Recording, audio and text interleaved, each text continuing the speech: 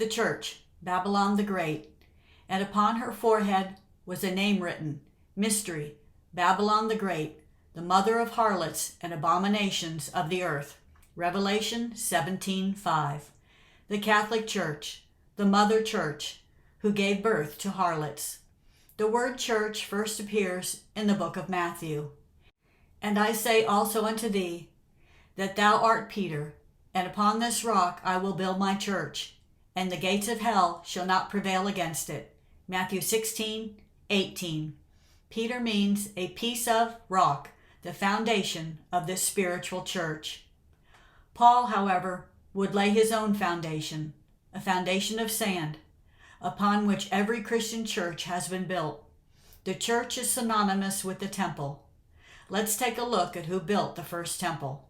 It was not David. Solomon built the first house of the Lord.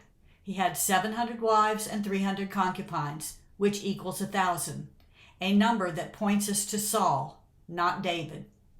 Saul slew his thousands, and David his 10,000s. 1 Samuel 29:5. Paul is the Saul of the New Testament.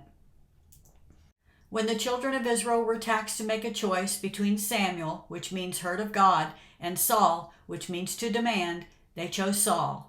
They wanted to be like the other nations, demanding a king rule them, rather than to be led by God through direct communication. And the Lord said unto Samuel, Hearken to the voice of the people, in all that they say unto thee, for they have not rejected thee, but they have rejected me, that I should not reign over them. 1 Samuel 8:7. How Saul rules the people reveals how the church rules its people. He will take the 10th of your sheep, and ye shall be his servants. The sheep symbolize the flock or congregation. To take the 10th is to require them to pay 10% of their income to the church. Paul, aka Saul, was chosen apostle to the Gentiles, not apostle to the Jews. He was not chosen to be among the 12, so that we may see that 2 foundations have been laid. One foundation has 12 pillars, the 12 apostles, the foundation upon which Jerusalem is built.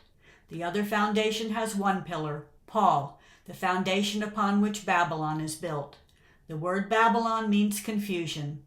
Paul laid his foundation through the words he spoke, mixing carnal law with spiritual truth, mixing milk with meat, which is unlawful. It is the cause of all of the confusion in the church, which is why we have so many Christian denominations. The church, founded upon Paul's false doctrine, is Babylon the Great, whose judgment has come. And I heard another voice from heaven saying, Come out of her, my people, that ye be not partakers of her sins, and that ye receive not of her plagues. For her sins have reached into heaven, and God hath remembered her iniquities. Revelation 18, verses 4 and 5.